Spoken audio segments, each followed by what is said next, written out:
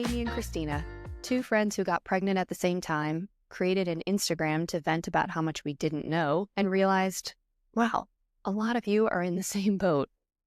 Who knew? Not us. Once we realized we weren't the only people frantically Googling things at 3 a.m., we thought, let's go bigger. So here we are with a podcast. We're bringing in experts on pregnancy, parenting, and women's health because, let's be honest, we're all just trying to survive this wild ride. Whether you're here for real talk, advice, or just some adult conversation, welcome to What I Wish I Knew.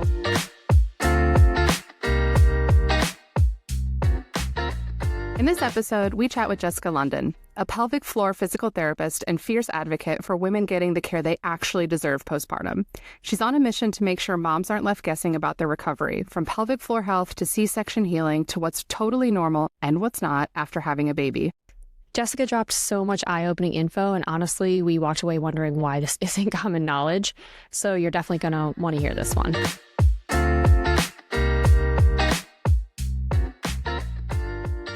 Okay, Jessica, so wonderful to have you here with us today to talk about all things postpartum and pelvic floor. Thank you so much.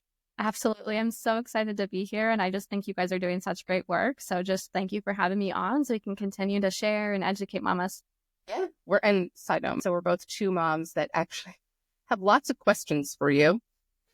I'm here for it. Let's do it. Let's start flowing in. Yeah. And what I've already learned from Jessica is that everyone has a pelvic floor. Everyone has a pelvic floor. Like, obviously, Instagram right now is like trending. We're pregnant postpartum or postpartum. We're learning more about our pelvic floor because we just had babies exit them potentially. However, everyone has a pelvic floor. Children, men, women, we all have pelvic floors.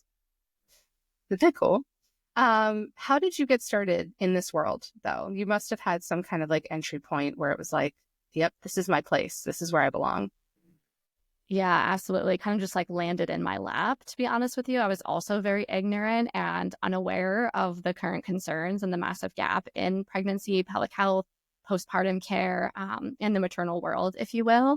But I've been a doctor of physical therapy for quite a while. I actually got my start in orthopedic medicine. So I focused primarily on the weekend warriors, the people who hurt their ankle or their knee or their back. They threw it out bending over, picking up a pencil, and I rehabbed them back to active and fitness life again, and then specialized a bit in workers' comp injuries. And so I was really surrounded around a huge population of people from, 12 to 70, and really rehabbing and strengthening people from going into surgery, from post-surgical after they had maybe a knee surgery or shoulder surgery, or just like the random ankle sprain. And so that was really my bread and butter, and was a specialist in that.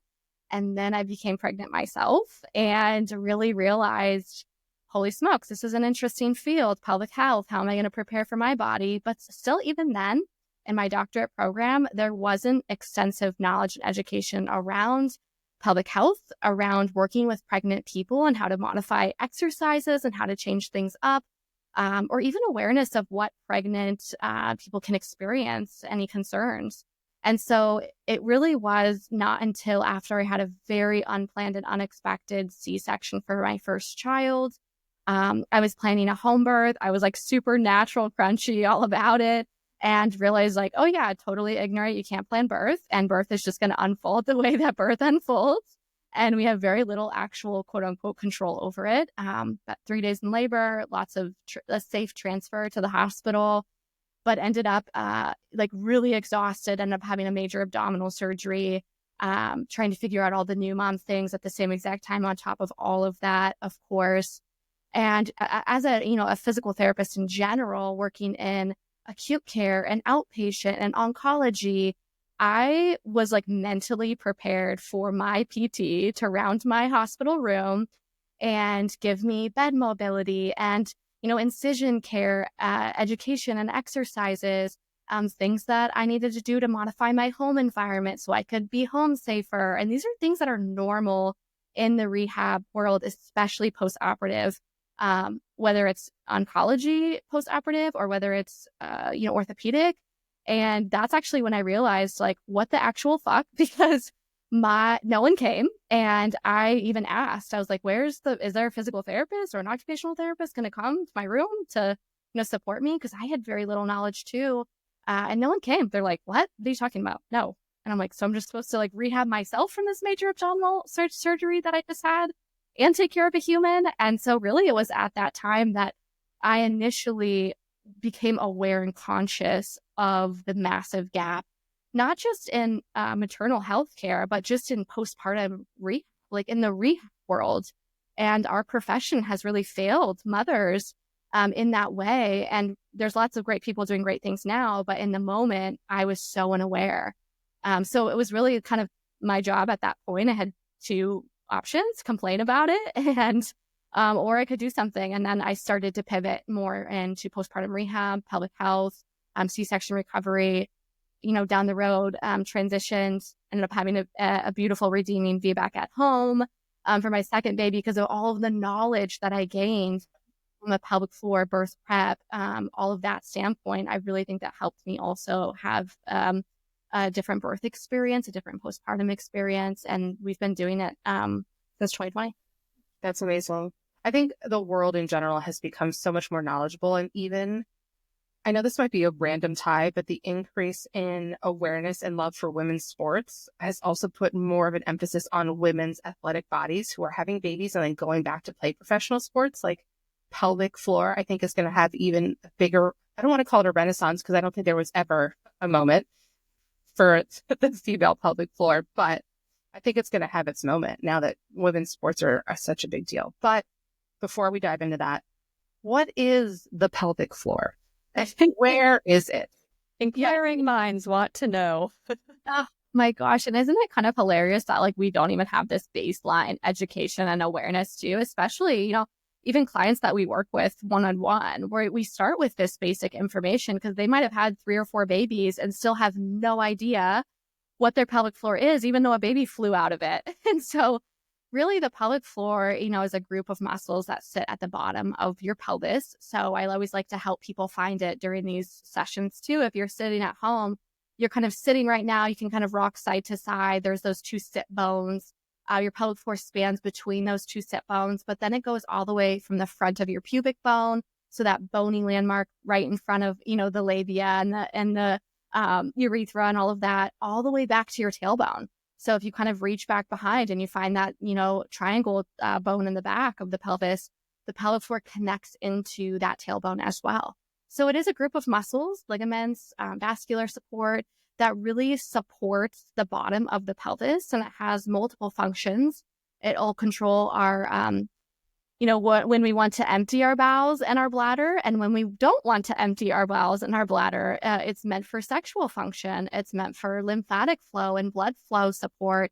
And it also houses our pelvic organs. Our bladder, our uterus, and our rectum are also sitting right on top and literally connected into the pelvic floor, piercing through the muscles so that they are very much supported in that region as well. Of course, we're peeing, and so the bladder needs to be connected. We're delivering babies, and so babies are growing, created, and exiting from that region. And then also our bowel movements, very interconnected into the pelvic floor as well. So if that gives like a general idea, it has lots of different functions. A lot of them are daily basic functions that we don't even know are working and are about until we have a problem. So it's kind of like the MVP, it sounds like. Oh, yeah. I mean, the pelvic floor plays such a structural support to the stability of the pelvis. It's one of its core functions is stability. So even when we move our trunk, when we move our hips, when we, bend over, like the pelvic floor is stabilizing. It's stabilizing. 70% of the muscle fibers of the pelvic floor are actually slow twitch, which are meant for endurance, just stabilization, control. They're kind of always on a low grade contraction. And so what's the difference between, I think the buzzword was Kegel. Do your Kegels. Like, what is the difference between that? Is that related, or is that some kind of like random offshoot of the pelvic floor? Yes, it's like a pelvic floor contraction, right? So being able to lift and contract the pelvic floor. That was like very standard, to be honest with you, currently now outdated advice, right? So this was like your OBs of like, well, just do your Kegels, make sure you're doing 100 a day, like contract that pelvic floor or else you're going to pee your pants or have your organs fall out. You just got to do your Kegels. But what we're finding more and more is the Kegel is not as important as the awareness, the connection, the ability to be able to be spatially, somatically connected to the pelvic floor. So not only, yes, can we contract it, but also can we release? Can we lengthen? Oftentimes we find more people are stuck in a chronic contraction state, whether they've over Kegeled or they just have, past trauma potentially that has kind of seized up that region of the body, or birth trauma potentially, or a birth injury that has now made the pelvic floor kind of seize up and contract. There's a lot of different reasons of why that might happen, but more people actually need to learn how to release and lengthen and gain full range of motion of their pelvic floor versus just only focus on Kegels. Awesome. It's so good to know. And what I think about what I learned, at least with my yoga teacher training, is like we actually release our pelvic floor when we inhale, which feels very different to any other muscle, right? Normally when we inhale, we're contracting our muscle, and as we exhale, we're releasing it. But is that correct that it's opposite for the pelvic floor? Are spot on, and not a lot of people have that awareness or that understanding. So that's amazing that you're yoga. I get a gold star. That's so cool, right? Because if you think about your bicep, like when we're working the muscle, we're contracting the muscle, we're shortening the muscle. The interesting thing about the pelvic floor is actually like it's always on a low grade contraction. So we need to be able to release and lengthen in order for it to actually quote unquote work. So when we're peeing or we're pooping, right, or we're having a baby exit the vaginal canal, it's working by also lengthening and releasing. And so by it being connected to breath is just based off of this core canister visualization, if you will, of like the top of the can is the diaphragm, the bottom of the can is the pelvic floor, and they are inversely related. So as you take a breath in, the diaphragm flattens, and the only way that the pressure can go is downwards, right? Because it's a closed system. So naturally, passively, we should always be seeing a little bit of lengthening and elongation in the pelvic floor with every breath in, as you've mentioned. Where we can find some dysfunction is the pelvic floor is not lengthening, it's not releasing. And so it's just stuck, guarded, tight, and tense up there, which inhibits it from forming its normal daily functions. So what are some things people might notice if their pelvic floor is malfunctioning? Yes. So, and these are things too that, I talk a lot about pregnancy, postpartum, because that's my journey. That's exactly who we specialize in working with. But you can have these issues before pregnancy as well. So this can be pain with intimacy, like pain with penetration. This can be, to stay on the intimacy piece, it can be pain with an orgasm or difficulty, inability to orgasm. This could be a pelvic heaviness or a bulge down there. Just feels like something's kind of stuck or falling out, or like a tampon stuck feeling. This heaviness down there. This can also be unwanted leakage, right? Like peeing your pants when we did not intend to pee our pants, whether it's coughing, sneezing, exercising, not indicated for us to be leaking. That's called dysfunction of the pelvic floor, right? Other can be bowel concerns, right? Whether it's constipation and ability to completely empty our bowels. There's a lot of different factors with that as well, but those are some of the main concerns that people start to notice. Although there's sometimes outside concerns, whether like you're having deep hip pain that's kind of unexplained or unreachable, heel pain, low back pain. So all of these things can interplay off of the pelvic floor as well, because everything is so interconnected together. And so if you have any of those things, what's the first step, right? Like, do you have to self-diagnose? Because it feels like there's a huge gap in Western medicine. You go to your doctor, are they going to be like, you need to see a pelvic floor PT? Or it feels like, at least from my perspective, we have to kind of figure it out ourselves right now. Yeah. Mm-hmm. And you're right. Like I would say 80% of doctors are not going to be advanced enough in their knowledge of the pelvic floor to even know where or who to refer you to. And that's really sad, right? Like majority of OBs even just say, well, just wait, see if it gets better. Or if not, you could do surgery, or do a bladder sling, without even the referral to a conservative approach option, musculoskeletal support. We would never tell someone that had a shoulder strain or a back strain or an ankle sprain, I don't know, just sit on it, see if it gets better on its own, or if not, I'll come in and I'll do some surgery on it, right? We would never say that. And these are muscles at the bottom of our pelvis. And so conservative management is the first line of defense before we even consider surgery or more like higher level advanced approaches. But if you are kind of like, wait a second, I'm peeing when I sneeze and cough and exercise, and I'm having to use pads after I had a baby, or I'm feeling that feminine heaviness, or I've always had pain with intimacy. Like if you're thinking those things now, like first things first is like, you've got to be your own best advocate, because independently educating yourself and knowing when to seek support is going to come from within. And as our healthcare system starts catching up.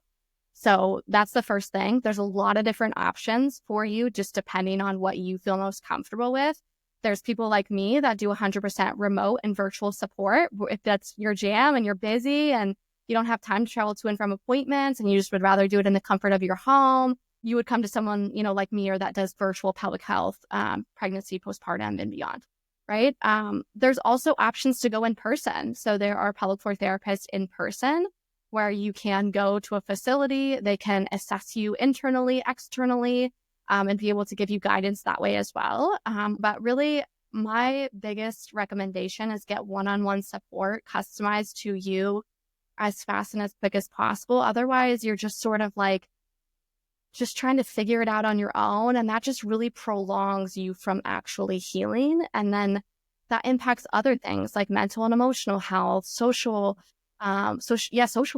right? There's so much research that connects pelvic health issues with increase in anxiety, depression, increase with social isolation, decreased physical activity. So as much as we can do to get support for you as soon as possible in an individualized way, take whatever approach feels most in alignment to you. I'm having a memory when you were talking, Jessica, about like back in the day, how people would treat like, oh, maybe it'll get better or whatever. I just remembered, I don't know many details, but my mom had 4 kids, all natural vaginal births. Bless her. And she had bladder surgery after the 4th. And the only details I remember was that like she basically like propped her bladder back up. And now I'm like, could she have maybe gone another route? Could she have done pelvic floor therapy? Did they know what the pelvic floor was at that point? I mean, that was 30 years ago or whatever, but man, I could have gone a different way. Totally. I mean, even my own mother-in-law was asking, like, once we started this Instagram, she started following it, and I was doing stuff about pelvic floor. She's like, wait, is that why I'm is that why I'm having issues? And she went and saw a pelvic floor PT and has gotten so much better. And so like, even 30 years later, if you're having these issues, it sounds like you can come back and heal your pelvic floor. Yeah. Like there is no time limit on it, which is what I do. I always say it's never too early and it's never too late to get support. Like even if you're in your 60s and you are listening to this, you can absolutely still make progress, because it's just like anything. If you start now, start exercising, you start going to the gym, you start being more aware of your food, you start being aware of, how your body's functioning, you start walking more, you are going to see results. It's the same thing with the pelvic floor, right? Some moms will even come to us on inquiry calls being like 3 years postpartum, and they're like, is there any chance that I'm going to get better? And I'm like, yes, you're only 3 years postpartum. Like 100% yes. Like you can absolutely still make changes. It just takes effort, awareness, attention, the choice to follow through, right? That's really what it is at the end of the day. And once we start having more generations, like passing this knowledge down, I mean, our girls, like this is going to be amazing, because they are going to be, in my opinion, like I think about my daughter, it's probably going to be automatic at that point. They're automatically getting the resources in pregnancy, postpartum. And that's like my mission fueling me forward, is really just continuing to pass on this knowledge. There are even women today, Amy, you said your mom was 30 years ago, but still are considering surgery without conservative options. We've saved many people from getting surgery just by doing 3 to 6 months of work together. So it's like, do not go straight to surgery is my biggest thing. There's so much hope and healing for you just by focusing on awareness, reconnection, learning about how the muscles work, contracting, strengthening, lengthening, and then progressing from there. I want to come back to your journey, Jessica, because, you had your C-section with your first and you had a VBAC with your second. So what did you do differently in between those 2 births when you were learning more knowledge? So just take me through it. Yes. So during my preparation for the C-section that I didn't know I was going to have, right, I had very little pelvic floor birth prep knowledge. So I was just doing standard things of like, I know I'm supposed to exercise and stay healthy and keep moving. And so I would do a lot of like, I exercised like up until 38, 39 weeks. Like I was lifting weights still. I was walking a lot. I was doing some like mobility stuff, but didn't really know what I was doing, if you will. I was just like moving my pelvis around just from an orthopedic knowledge, because that's all I had at the time. Ended up having, a really long labor. And I actually think it was more mental than it was physical at that time, potentially physical. But in preparation for my VBAC, after really having the knowledge of what birth prep is like, it was kind of really part mindset and mental work, but it was also part physical work. So I did a lot more on release work, understanding of how to connect to my pelvic floor, how to release my pelvic floor, how to lengthen my pelvic floor. Because as I was preparing for a VBAC, a vaginal birth, I knew that my pelvic floor had never stretched that way before, especially our first time moms that may be listening. This is the first time your pelvic floor is really going to be tested and stretched. And it is physiologically normal for the pelvic floor to stretch 2.5 times its normal resting length. Like, let's just think about that. Our pelvic floor stretches 2.5 times its normal resting length. So if we can give it a good start by being connected and being aware of how to start lengthening, how to start releasing, how to be okay and find safety in our body, how to find comfort in our body with the release and lengthening happening, then we're going to get a jump start on that too. So it was really also a lot about learning about baby's positioning and how important that is to a vaginal birth as well. So I focused a ton of my birth prep on making sure that I was doing mobility exercises, pelvic opening exercises, but doing the best that I could on my day-to-day lifestyle positions that I put myself in, and being mindful of baby's positioning as it could also support me with a more successful vaginal birth. And then, of course, I wanted to reduce the risk of tearing as much as possible. So I did a lot of perineal prep, learning about different modalities and different things that I could do while I was laboring or was pushing. So learning pushing techniques, different positions to push in, and also doing that perineal prep too, to try to reduce the risk of tearing as much as possible, which we did. Yeah.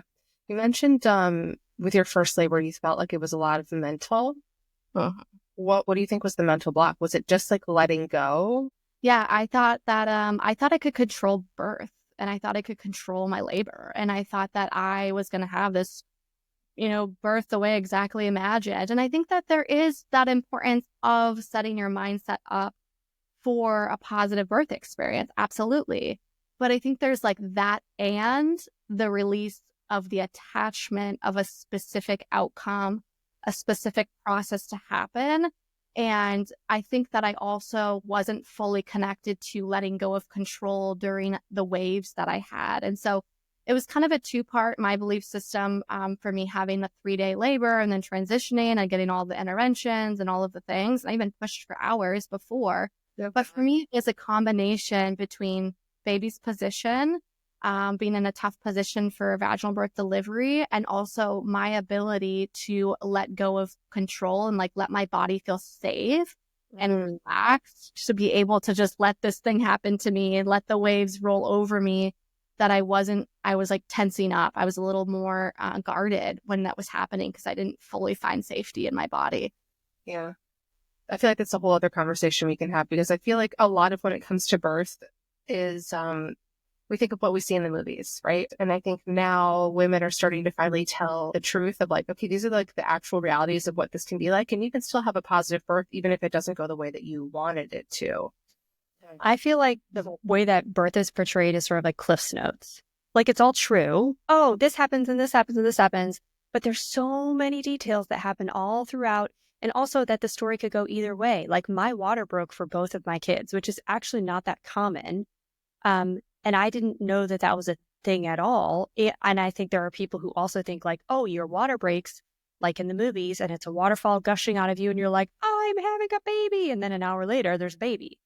Also doesn't really happen that way. So yeah, I think there's so much more happening to your body that you need to address and be aware of that no one talks about. Yeah, I couldn't agree more. I mean, it really is like a physical, mental, emotional, spiritual experience, birth and postpartum too. And I think that, being open to the unknowns and the unexpected and just being unattached to maybe what happens will also decrease the feeling of like a traumatic birth experience too, because something was done to you that you were not in control of. And so it feels traumatic. But I think if we also go into birth and pregnancy prep with a mindset of like, this is what I desire, this is what I envision, this is what I'm ideally planning for, but I'm also here for the unfolding of how things navigate and how things happen. And I think it is also dependent on the birth location that you're at, and you're going to prepare differently, whether you're planning for a home birth or a birthing center birth or a hospital-based birth. It's really important to also be educated and empowered on like what those options and choices are for you, and knowing and choosing what feels like most in alignment. And that will also help with the birth prep process too. I want to move back into postpartum because there's a whole portion of like what you do in particular that we haven't even started talking about. Postpartum.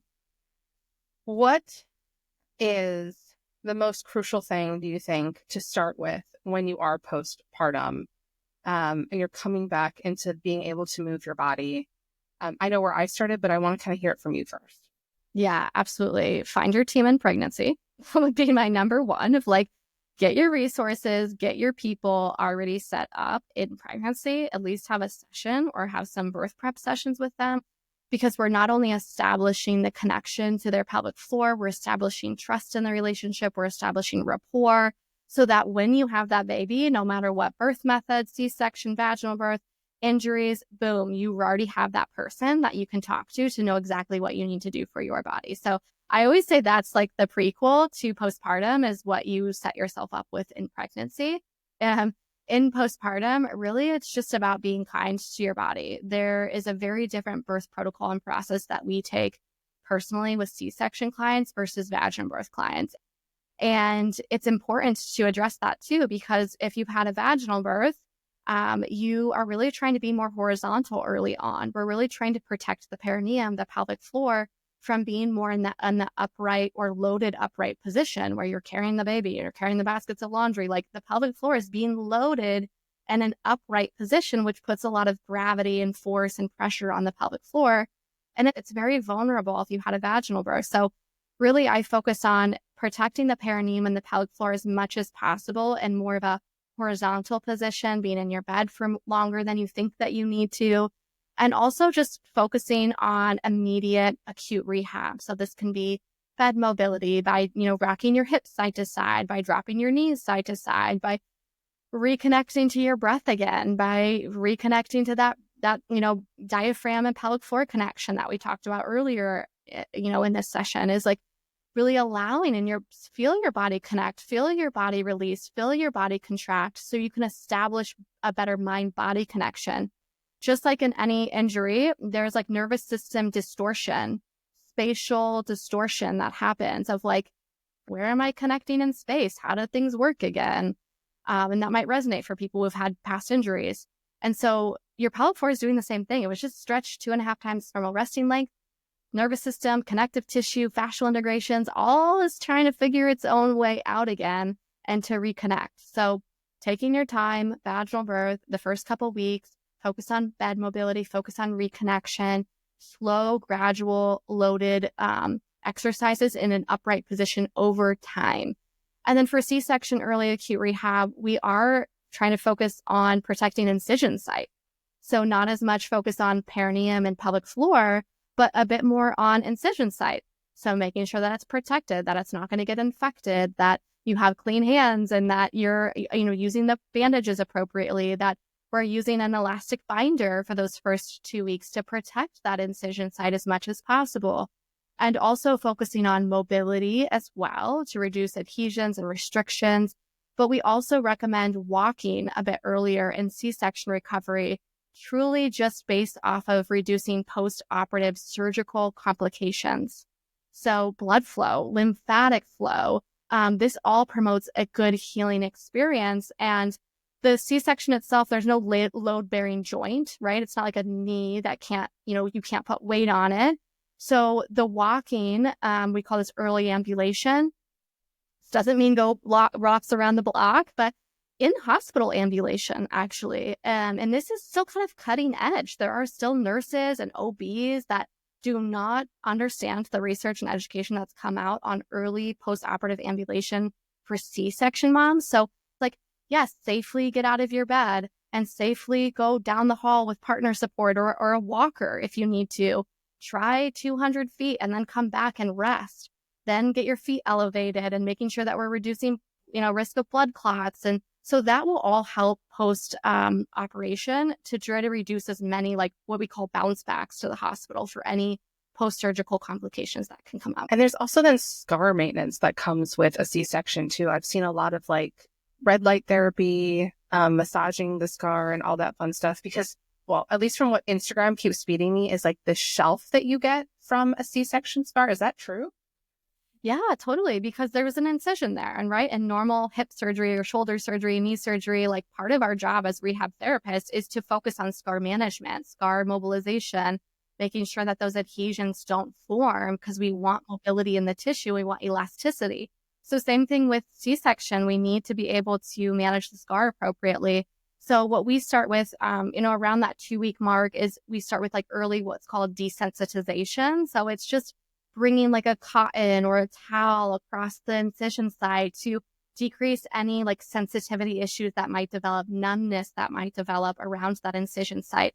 Since we talked about the nervous system is a little like, what just happened? So we're trying to bring some sensitivity back into that region to get more nervous system cells on board and fibers on board. And we're trying to really make sure that we can address the sensitivity concerns early on. And then it moves into more, how do we work around the scar? And then how do we work at the scar? And then, of course, if you're working with a professional, they'll guide you on when that's appropriate. But typically, desensitization is first for the first few weeks. And then around the scar, you can kind of start around that 4 to 6 week mark. And then at the incision site, this is obviously, we want to make sure your incision is healed, it's safe, like there's no risk of infection once you get your hands really near that incision that's fully sealed. And that usually takes about 6 to 8 weeks, just depending on each person for like total safety. Yeah. This is fascinating, Jessica. I feel like I could ask you questions literally all day long. But I know that we don't have that much time. So I want to kind of start coming to the end. And this is where we like to ask you 2 things. 1, what do you wish you knew before you became a parent in general? It doesn't have to be pelvic floor or postpartum related. Grace. I mean, just give yourself grace. We're so hard on ourselves as moms. And I think that we all are our own worst advocates sometimes when it comes to like, are we doing this right? Are we doing this wrong? Oh my God, I should have done this better. I'm going to hold guilt over this. And like, I truly believe like we're all doing the best we can with like all of the knowledge and resources and tools that we have, but also we're humans taking care of ourselves too. And that's really important to acknowledge and just to give ourselves grace. And then, guess piggybacking off of that is like trusting your intuition and trusting your own gut on your own kid. And that might be different than another mom doing it their way. And so I think we outsource that, especially as first-time moms. It's so easy to outsource what we should be doing with our own baby to all of these experts. The question I like to ask a lot of our clients too is like, what do you think? Like, what's your intuition telling you? And really, women hold such wisdom and their intuition is typically never wrong. It's just about coming back to trusting that. And so as a first-time mom, I just hope that moms really lean into that and like flex that intuitive muscle. I love that. Really come into your own body. We all need that trust. Okay. Question 2. Is there something that you wanted to talk about that we didn't ask about? Or like, it's kind of like that moment where you wanted to really bring up one point and we missed it. We just kind of talked about intuition, right? And I think this is like my last message that I like to send off with moms. It's like, if you think that something does not feel right in your body, if you are struggling, but you feel like fear or embarrassment or shame around getting support around it, this is where I just like to tell moms, like, please drop it, because it is so important for you to get the support that you need and not feel shame or embarrassment around the issues that you might be dealing with, especially something as vulnerable as peeing your pants or pelvic heaviness or leakage or pain with intimacy, pain with a partner, like inability to orgasm. Like, yes, that can feel like, because of society has made us feel like those are taboo topics and we can't talk about them. But you taking that next step in that process for yourself is the most liberating, empowering thing that you can do for yourself. And so I just like to end all my podcast episodes that I do with people, just like really trusting your intuition. If there's something tugging at your heart saying like, maybe I should reach out, or maybe I should get help with that. Like, listen, it's there for a reason. Please trust yourself. Please reach out and get support, whether that's with me or someone else. Like, I'm so just pro moms getting the support that they need. I love it. If moms want to reach out and work with you, where can they find you? Yeah, you can find us over on Instagram at Your Postpartum PT. And then if obviously it's like we have lots of resources pinned on our pages as well. So if you are looking to maybe work more with us one-on-one and want to learn a little bit more about what that's like, if you just DM us the word restore, it's RESTORE, then you'll get our calendar. Either myself or my program director, Emily, will chat with you more one-on-one about to see if we can support you. But we also have a ton of other free resources and digital guides for postpartum recovery too. So if you're kind of wanting to do things DIY or look independently, there's a lot of different resources pinned on my Instagram page there. Amazing. Thank you so much for your expertise, for your wisdom, your intuition, your knowledge. Thank you so much for having this podcast. What I wish I knew. I think that I wish I had this podcast, years ago. So like this, just love what you guys are doing. And I'm so excited to continue to support you guys in that way too. Thank you.